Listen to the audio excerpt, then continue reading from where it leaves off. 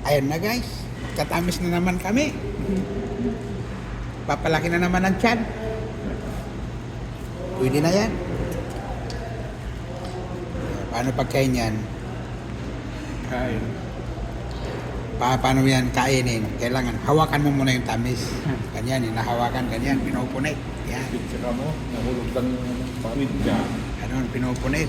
Tapos sausaw mo dito. Yan na pagkain ng tamis. Pupuntahan daw ni John si Ate Edin daw. Sabi ko yung sabi ko na. Ganyan. Sabi nga, ang ba, basta kami kwan.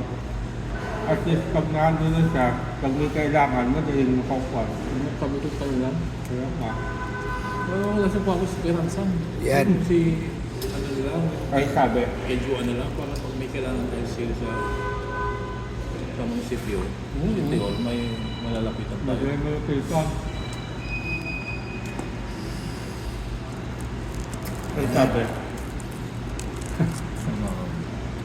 Kailangan punitin mo. Ay si Kuya Yes. Chris, teacheran. Bibiluin mo ganyan. Sila nila kapitan daw. Yuyupiin. Tapos sausaw mo doon. Di tamis na yan. Kasi pag hindi mo sinausaw dyan, hindi siya tamis.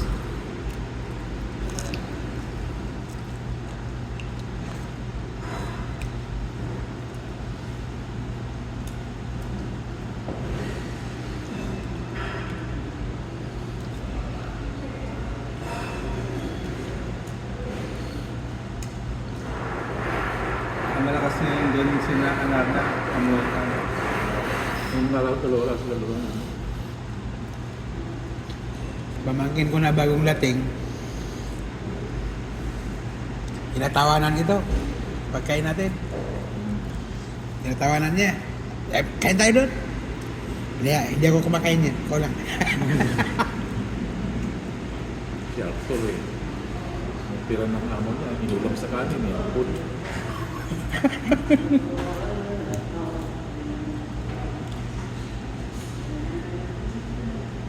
Ay si Peter oh. Peter! Ay.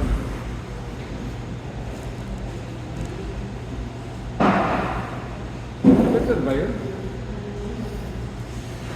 Ay hindi.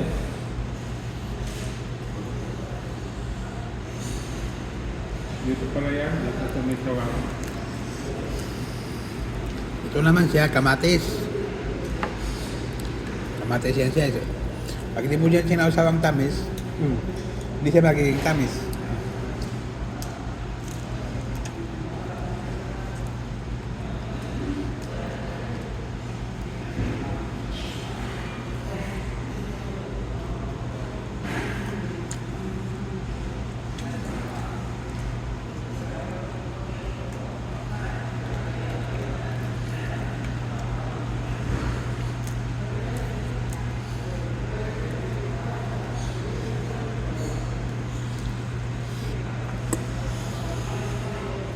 Tapos ang pagsausaw dyan, isang punit, isang subo. Si bawal yung kinagatan mo, tapos sausaw mo ulit. Agatan mo ulit, bawal yun.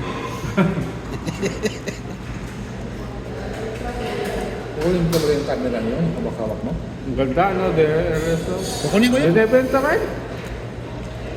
Tatanong ko kay Raya kung magkano. Eh, bigay ng 50. Bigay ng 40, sinigil kami. Sampo na sa'yo, no? Yan si Corenta, sampo na kanya. Oh.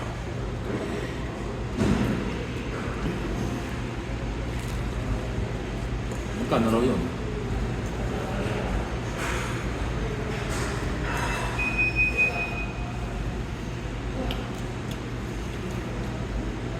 Tatanong natin. Ngayon pa, kailangan ng pera.